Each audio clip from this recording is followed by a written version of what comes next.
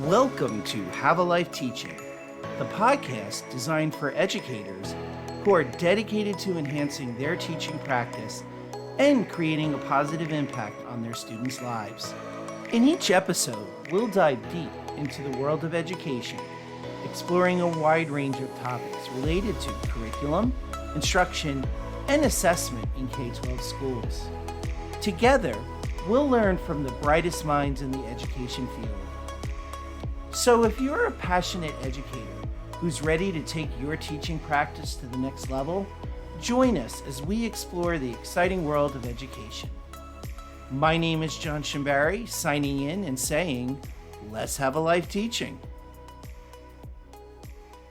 Hello, everyone. Welcome to another episode of the Have a Life Teaching podcast, where we talk about all things teaching, leading, and learning. I want to talk about something that we really need to talk about when it comes to education, and that is the aging process and helping students understand what aging in the 21st century is like. Unfortunately, the United States is a youth-based culture, but yet our seniors have so much to offer when it comes to the teaching and learning of our students. We live in a multi-generational society, and if we want to get along, we need to understand one another and also celebrate the lives of different people and our seniors, because they have definitely a lot of stories to tell, a lot of narratives, and can really center the idea of wisdom for our young people. So with that in mind, I'm really excited tonight to be joined by two people. Karol Schwartzlander is the executive director on the California Commission on Aging. Karol and I actually went to grad school together. My other friend joining us tonight is Judith Hemphill. Judith and I taught in England for a couple summers. Judith is the author of two books, Teaching the Inside Story, as well as Judith, The Story of a Lifetime. And the reason why I thought it would be great to pair both Karol and Judith together is because Judith exemplifies energy. Even after she retired from teaching, she remained very active in the community, working in schools, and wrote the book, Teaching the Inside Story. I'll start with Karol, and then we'll go to Judith. Karol, when I was in high school, I think I took, and I hope they've changed the title by now, Death and Dying. That was as close as we got to the aging process when I was in high school. Hopefully we progress from that a little bit. But in your opinion, what should a curriculum focus on when it comes to the aging process in our K-12 school system? I came to the California Commission on Aging and introduced a concept called a K through 14 lifespan curriculum.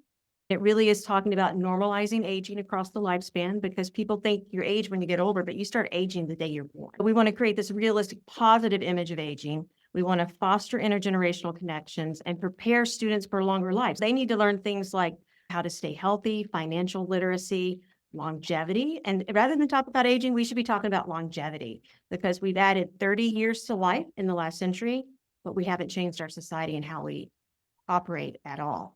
It really is about just taking it to the beginning with kindergarten and fostering these positive images versus negative images, like you were just talking about from your high school, and then take them from there and start building life skills that they can use throughout their lifetime. One of the things I like to tell my kids, I have a 17-year-old and a 20-year-old, is you don't have to cram all of your education in the first 25 years of life. Now that we're living longer, the thought of retirement is ludicrous. Once you formally retire, it doesn't mean you stop contributing to society. You have a lot of wisdom, experience, and knowledge that the younger generation doesn't have. We're looking at a lot of different things at the Commission on Aging. We need systemic change in our society so that people enjoy life more instead of rushing through it. Give them the skills they need to enjoy that longer life and prepare for the longer life that's going to require more financial resources too. And I'm really glad, Karol, that you mentioned the wisdom our older adults have and the power of their story, whether that's serving as exemplars, as models of good living, like you mentioned, healthy living.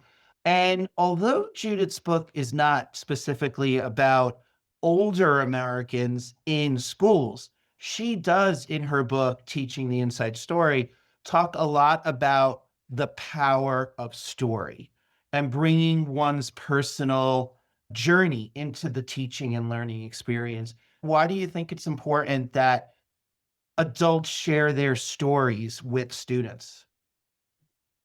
I endorse everything that Carol said, especially the fact that we start aging the minute we're born. My problem with your title of this podcast is Teaching Aging. Does that have a starting point somewhere? Learning to be a senior citizen and aging are two different things. To answer your question, children respond, in my experience, not to how old you are, but to who you are.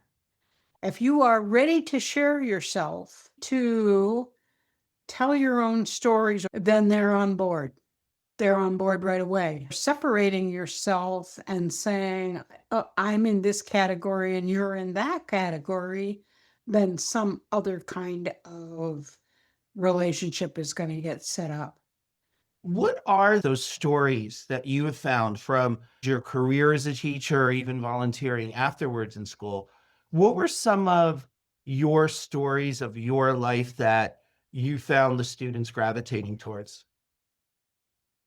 I remember having a sixth grade class, and one of the girls was new that year. I said, oh, I was new in sixth grade too. And we've been friends ever since. She said it was the most reassuring thing she ever heard. Somebody else did this and they survived. You said a lot there, Judith. When teachers introduce text or stories, it is often stories of young people from different points in time. That is a way to connect. And when I've had guest speakers coming in and talking about whatever, you're right. Students do gravitate towards the fact that somebody had a similar experience and got through it. I think that's what I was referring to when I was talking with Karol. We were talking about how older adults can really serve as exemplars of getting through things, positive things, negative things, what have you. So now, Karol, with that in mind, what do you think should be part of, or how should a school go about teaching about older adults in a school context, maybe elementary, middle, and then high school? We haven't started the project yet. Did have a student working for me from Sac State University. She was a gerontology major who worked on a pilot curriculum.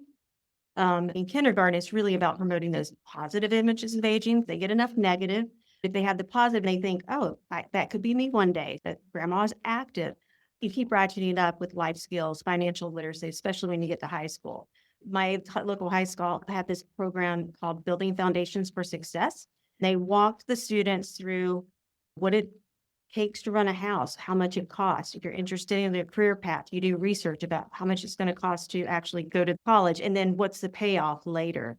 So that's where we introduced this pilot curriculum, just a simple 1 hour class where the teacher introduced them to this video from ARP. And it had these people in their 30s, late 20s, early 30s, depict what an older person, how they walk. And of course, they're like hobbling across the street. And then they brought in these older adults who were dancing and doing all these things. And it just blew everyone's mind. There was a pre and a post test. In the pre-test, they asked, what age do you think is old? At the end of the class, she said, so did you change your mind about aging? And they were like, no, not really. But when they did the post test, the age that they thought was old went up. So it went 50 to 70. So they changed their perception. And that perception is important because having a positive image of aging adds 7.5 years to your life. So Right. just being positive about aging helps you live longer. Now, Judith, what have been your experiences going back into schools and working with students? What do you think the students learned from you? What resonated with them, at least as far as they told you? Most recently, I was a librarian in a K-5 school, and I was 75 years old at the time, although nobody knew that because nobody asked. But I would go in, say, to a kindergarten class, and they would see me and go, how old are you? I finally learned to say, how old do you think I am? My experience of it, anyway, was they associated me with grandmothers for obvious reasons, but they also immediately associated me with mischief makers around the world. I was asking them if they know what mischief is. And the next time I went in to each of those classes, they said, are we going to have mischief today? Or are you going to tell a funny story today? This is Miss Judith, and we love her. This is the epitome of why we need older adults integrated with children. In our society, segregated older adults from youth. And by bringing them together, it breaks down that barrier, the stereotype, and they just see you as a human being. That's a perfect story. I want to inject that I'm volunteering for an organization where I talk to different people around the world. When I tell people, and mostly it's college students, when I tell people I'm 79, it's like I made their day. And it's so not American. I don't know where that happened, but they have all been taught that old people have gifts to give them, that they should be respected, that they should be turned to. Judith, if I can ask you, what do you get out of working with young people as a librarian, doing this international volunteer work, welcoming people from other cultures into our culture? What have been some of those best life moments for you? I think Carol spoke to it a while ago. It's about connecting, finding what we have in common. The minute I told a sixth grader that I knew exactly how she was feeling, it was person to person. So when I'm talking to somebody in Syria and I say something, or he says something funny and I burst out laughing, it's a relationship, it's a human connection. Now, Karol, you were talking about a local high school you were associated with, or maybe it was the high school your kids went to. In general, when you go and you talk to community organizations about involving older adults in community programs, what do you think would make nice segues or nice programs to bring older adults into schools?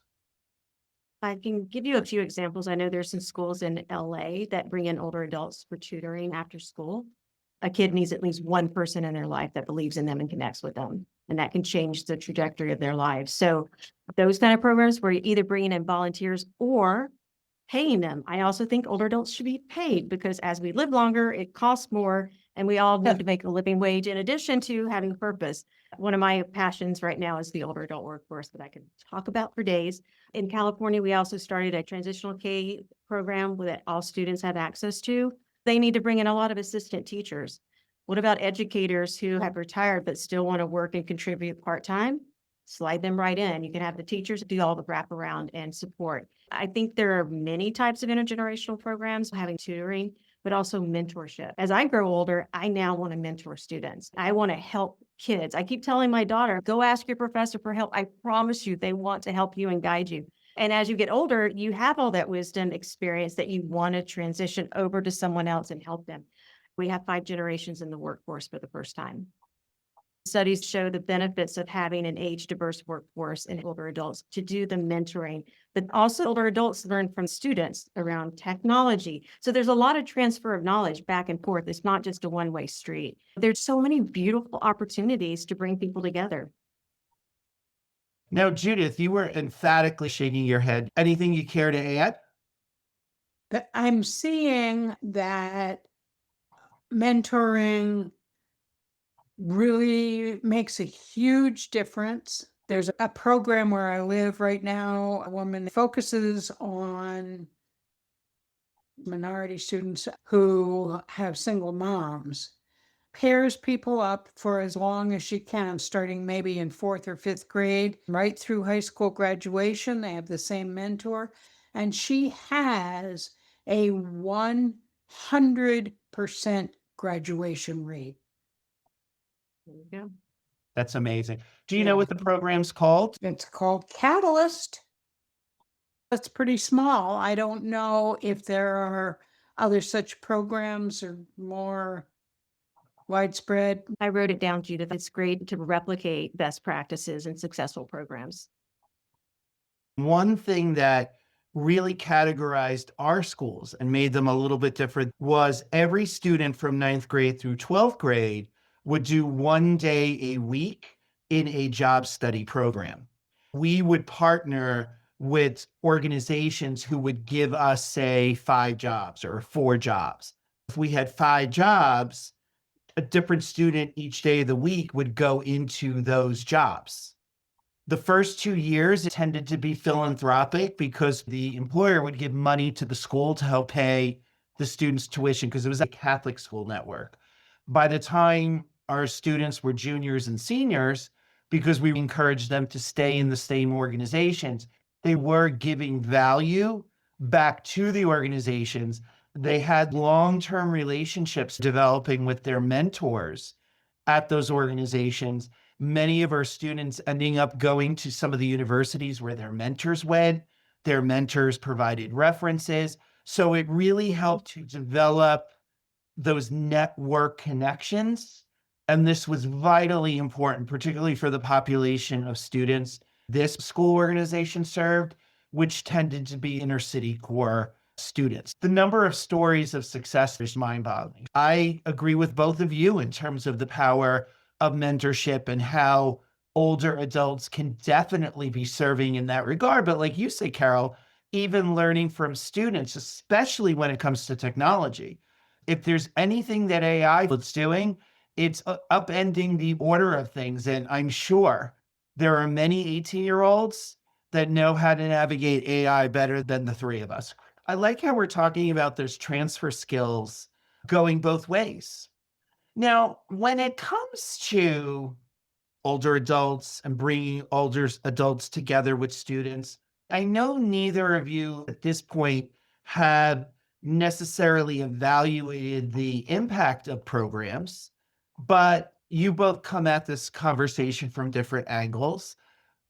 If I was to ask you, how do I know if I'm a school leader and whether it's bringing in older adults as tutors or to be there as mentors for students, how can I assess impact and success?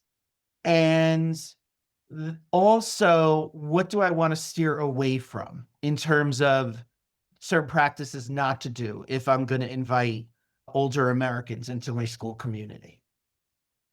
We'll start with Judith and then Karol. I have heard that there is tremendous success if you put a senior center on the same campus as an elementary school. I don't think I can give you any examples, but I think that has proven to be powerfully, especially kindergartners love visiting the elderly, and the elderly, it's transformative for them. In California, we have instances where they co-locate adult daycare centers with daycare centers for children. A friend of mine runs the organization, and I see lots of posts, and it's all this beautiful interaction, and everyone is so happy. It's a marriage made in heaven when you put young children with older adults. The organization is called Choice in Aging. How about you, Karol? So I love how Judith was mentioning this idea of daycare centers and senior centers. I know or older adult centers coexisting with schools. And in fact, as both of you were talking about this, that fits right in with the theme of community schools. There is a push to make sure that community schools also have health services for students. Because what they're finding, particularly in, let's say, urban communities or socioeconomically challenged communities, it can be really hard for a parent to get their child to the eye doctor because they have to take 17 buses to get there. But if you house these programs on the campus of your school, it just makes it much more likely that families are going to avail themselves of those resources.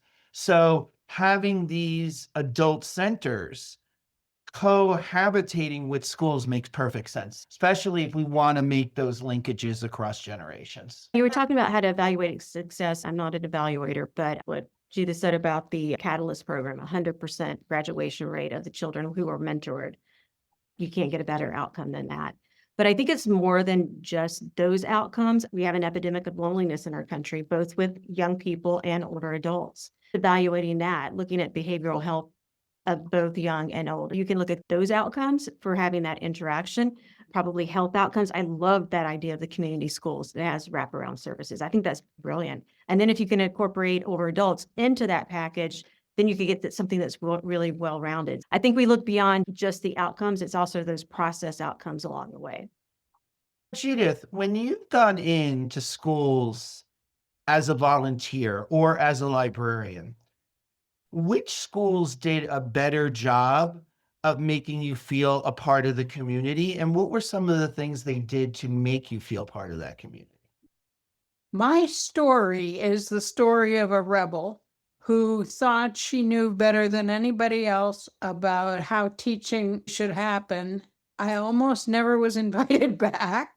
Students loved me. We had a wonderful time. Each of us will remember for an entire lifetime, but I never really felt part of a school community. What could they have done to make you feel more a part of that community? I could have had a mentor, someone who guided me. They didn't have anybody saying to me, here's the reason that this is a problem. And here's what you might want to try, not necessarily to avoid, but at least be aware that you're setting yourself up. I made administrators uncomfortable. Does that answer you? It does. And there's a lot there I want to unpack. So, first of all, in some ways, because you are that rebel, that's why you need to be interfacing with youth, because it shows youth that not all older adults are the same way. So if we as school communities don't figure out a way how to mentor people such as yourself, now you are an educator, but even someone who has no educational background, right, coming into a school, how do they interact with children? And you need that mentorship so you can be successful. What I'm taking away from this, Judith, and I hope others listening to this podcast are taking away from this, is how do we ensure the safety for our students and the safety for our older adults, and making sure that it's impactful and successful, and older adults are set up to work with young people, because that is a skill. You have these great stories, and I know you have these great stories because we've laughed over many of them over the years. How can Judith still tell those stories in a successful way in a middle school, elementary school, or high school? One of the primary problems with education in this country is a lack of integrity.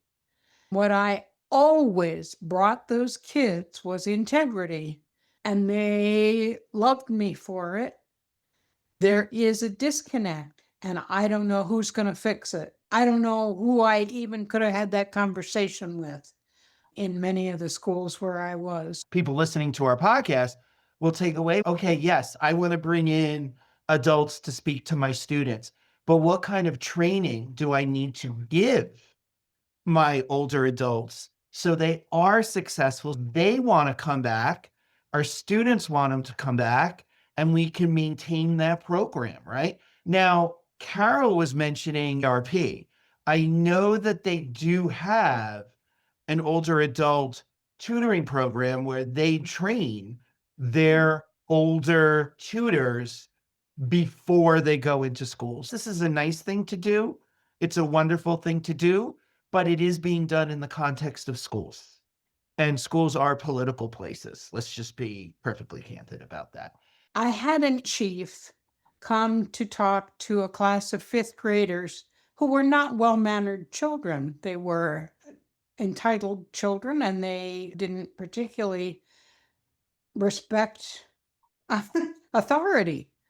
And here's this gray-haired chief of the Wampanoag tribe who comes in and does everything wrong.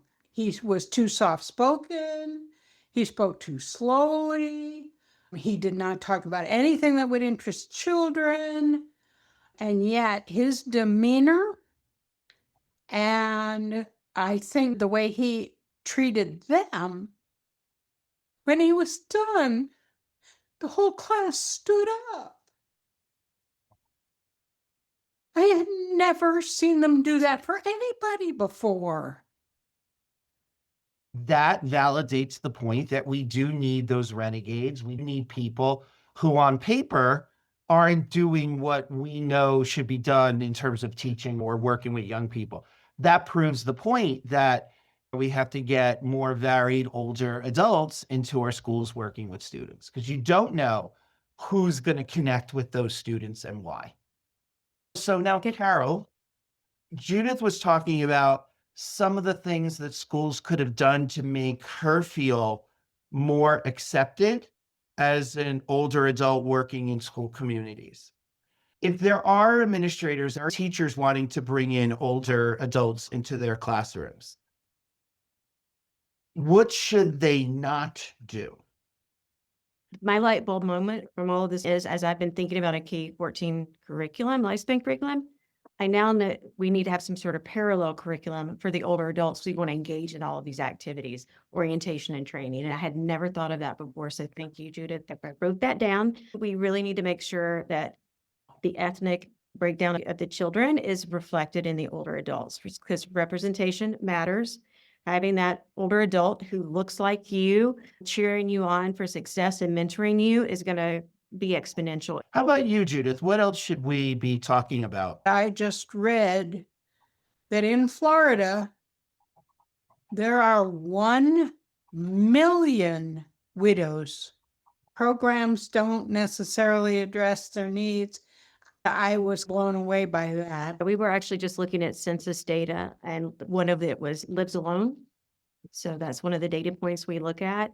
And if you get into other communities such as LGBTQ, it's even greater there. They're more socially isolated. These intergeneration, multi-generational programming helps address it all. The benefits are tremendous, in my opinion, both for behavioral health for youth and older adults, sense of purpose. Karol, can you tell us what you and the California Commission on Aging, what you're working on right now and where people can find out more about you and your work?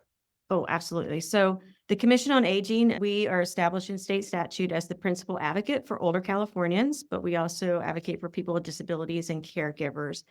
And each year we advocate, advise, and conduct outreach and education. We sponsor bills, take positions on bills. Last year, we did a deep dive into the LA fires and disaster recovery for older adults and people with disabilities. If you look at any disaster, the majority of people who died are either older adults or people with disabilities. So they're the most impacted population. Right now, we're prioritizing a couple of policy issues. We're continuing to focus on older adult behavioral health. There's a huge initiative around behavioral health in California right now.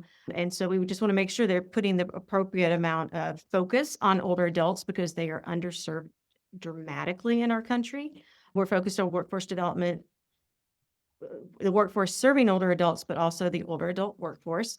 By 2030, there will be more Californians aged 65 and older than 18 and under. So we're not replenishing the population. We want to engage older adults and keep their wisdom and experience in the workforce, but they want something different. They don't want to work full-time, be tied to a desk. They need more flexibility. If we can change our societal structure around how we approach work, it's going to benefit not just older adults with flexibility, but also young families who are struggling with two parents working and getting their kids to school and all their activities. So there's a benefit both ways. And then we're also focused on housing and homelessness. The older adult population, people age 60 and older, I believe, are the fastest growing population of homeless in California. They make up about 25% of our homeless population. So we're looking at things like home sharing. Real estate is so expensive in California, and you have older adults who may have big homes and may be socially isolated because they're living there alone. What if they could rent out a room to a college student or another older adult so they have roommates? rethink when we're building and looking more at intergenerational homes. I grew up on, I call it the compound, but my grandmother lived next door and I had aunt and uncle in the back and my family was here. That was so beneficial to my growth as a kid and an adult. Those are some of the things that we're working on, and I'm really proud of the work that the commission's doing. Are you familiar with Third Act, Carol? It's an organization mobilizing people in their third act to be activists. They started out activists for the climate, but now they're multitasking, and they are national. I don't know where they are in California and whether there's a connecting point, but I'll check it out. Yeah, we have a lot of great advocacy happening here in California. And even in this curriculum, I would bring in people with disabilities because there's a lot of misinformation and ableism against people with disabilities. What's wonderful about where I work and working in this pocket of aging and disability, once you work with them, it takes away all those stereotypes. I feel very fortunate and honored to work in this space. Judith, we talked about your book on teaching, but you also just recently wrote a new book. So why don't you tell our listeners a little bit about your new book, what it's about, and where people can find it? the Judith book came first. It's my memoir, at least up to a certain point. It's my pre-widowhood memoir. It came together very quickly. Then the education book I have been working on for at least a decade, and I have written at least 8 times, and I gave up on it. I finally just threw up my hands and said, this isn't going to happen. Moved to DeLand, Florida, and 2 different people saw it on my resume. It said work in progress or some nonsense like that.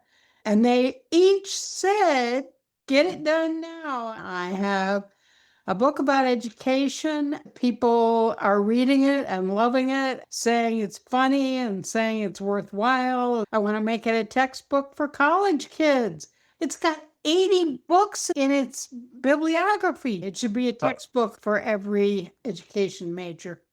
Judith, you're a poster child of what the youth need to see, because people think that at 65, you can't go out and start a new career. And John, one thing I wanted to add was to have youth think about the fact that they might have multiple careers throughout their lifetime. University systems are starting to go, how are we going to serve the population that needs to be reskilled, upskilled, because they need to switch from a job that's predominantly manual labor when they're older, but they still need to work. How can we retrain them to do other things? Students need to think that they don't have to be stuck in one thing for their whole life. The most successful entrepreneurs are older adults. I And had that heard that actually. makes so much sense because they bring 40, 50 years of wisdom, experience, and work knowledge to the table. So if we need to get away from there's an age that stops you from doing things. You can still fall in love at 80. One of my good friends, her father just found the love of his life at 80.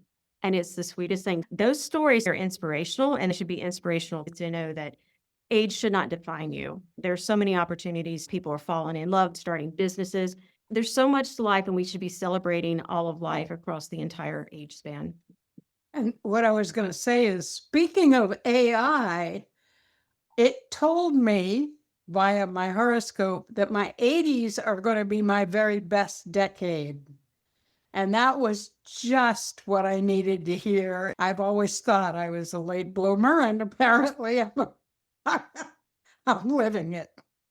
Karol, Judith, thank you so much for joining us today. This was actually a very interesting and fun conversation.